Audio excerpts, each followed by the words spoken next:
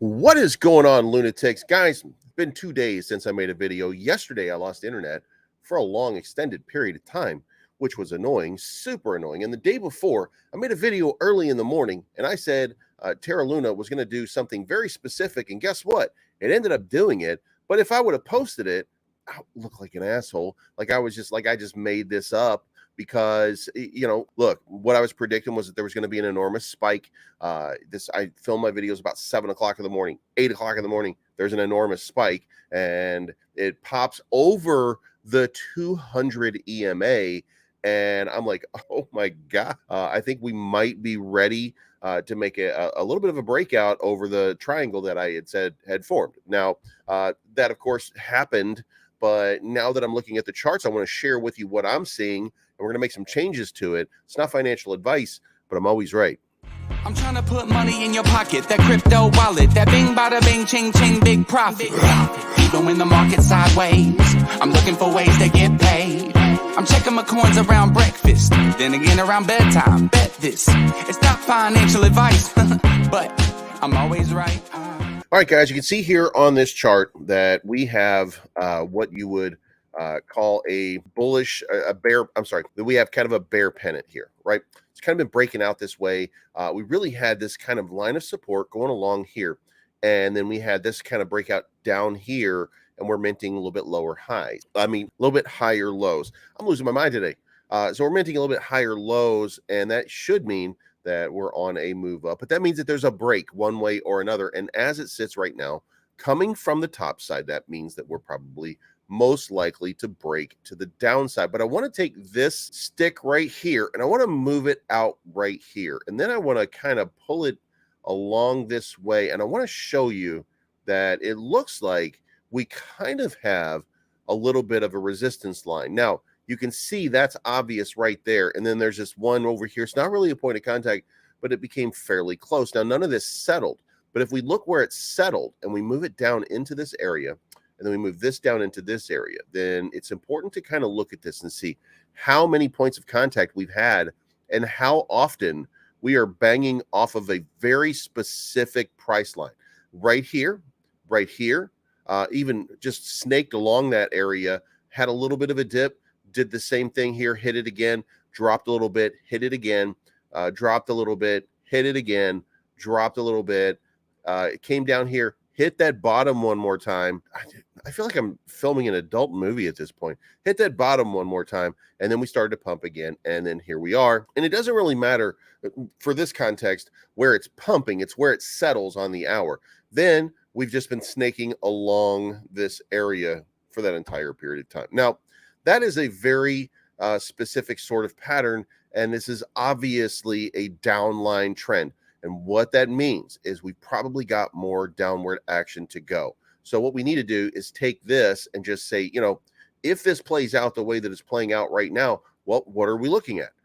And if we were to just kind of guess at this position to this position and then drop it over here, then assuming that there's a spike, or if this was the spike, then we can see here that we're basically due for some downward movement into the 1200s, maybe even testing. And it's very odd, right, when we have these dramatic spikes right here, but it's very odd that this one dramatically comes down and it tests exactly the 1000 mark and maybe causes us to add a zero. So it's a very specific sort of pattern that seems to be playing out. And as long as this trend line continues in this fashion, this is what it's going to look like. Now, the other part to it is we've already formed a resistance level over here. So the question now becomes, do we break that resistance level?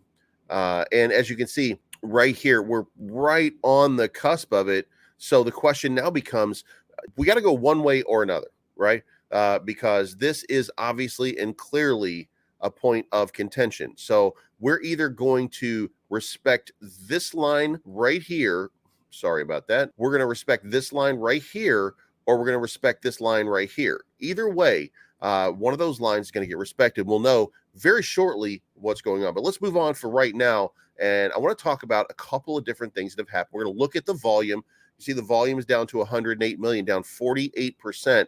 The Korean market, the Asian markets have been in kind of a distress mode over the last 2 days. It seems like just not a lot of trading volume. The 24-hour volume is down to $55 billion in crypto.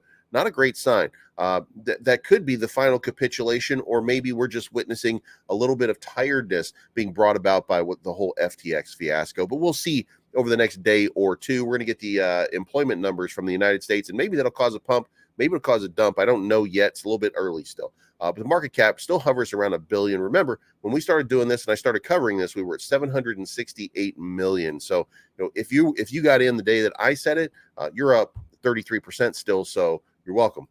Also, over here you can see that Terra Luna Classic, the USTC has done just dipped and dipped and dipped and dipped. It's going to be a great buy opportunity. I can't stress this enough. If you just take an opportunity to pump in here, there is going to be a pump again. You have to understand that, right? FTX, the fiasco has to play itself out, but there is going to be a pump coming. Now, here's the reason that I'm so bullish, or continue to be bullish, because there's always things that are happening, right? The IBC channel test works between Cosmos Hub and Terra, and it is fully functional. So that's going to be activated fairly soon. Circulating supply and total supply are both being dynamically updated on CoinMarketCap. You can actually see it happening as you go. Now, you couldn't see that before. Binance is going to burn on December 2nd, and they have 1.31 trillion in transactions as of right now.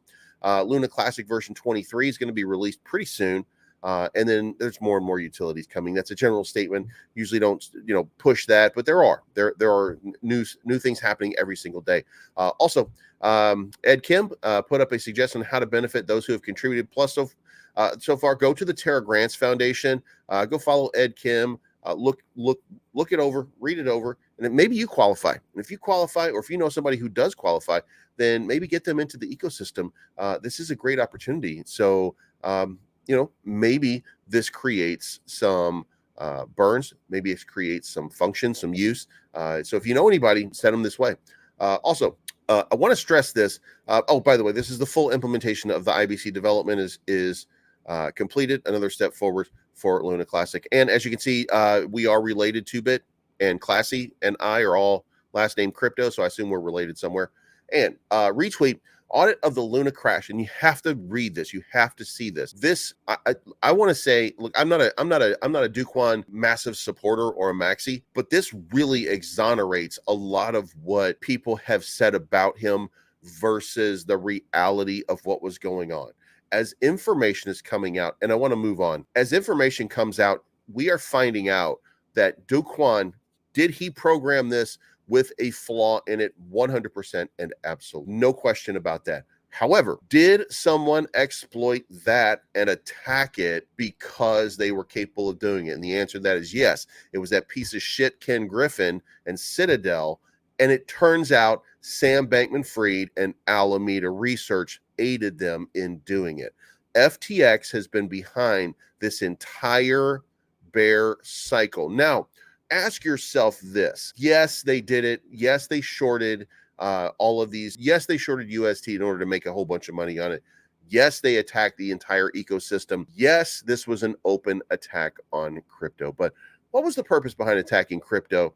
And I think the answer to that is two. I think that the first one is money, because Ken Griffin is a lying, no good piece of shit scumbag. And we know that because he's Ken Griffin, and we can see it because it happens every day, because that's what Citadel is. It's a scumbag organization full of grub worms that try to destroy you, the retail investor, for the purposes of the institutional investors, because that's what scumbags do. That being said, this also puts the onus out here of, listen, these guys shorted everything with the idea that they were creating the dip, and they were creating the dip that was going to take us to our next level.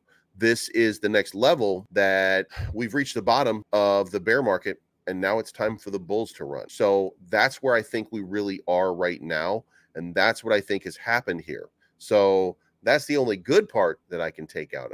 And I assume that we can take that good part out of it, but we'll see. Let me know what you think in the comments below. If you like the content, hit the like button. If you haven't already, subscribe. Hit the bell to be notified of future content, and leave a comment down below. Especially if you think Ken Griffin is a scumbag. because that scumbag is a scumbag. But this is also not financial advice. My name is Believes. I am always right, and we will talk to you again very, very soon. And I'm sorry I took up so much of your time, but fuck that guy. I'm looking for the good life, good life. Sitting on top of the world, I wanna be shining.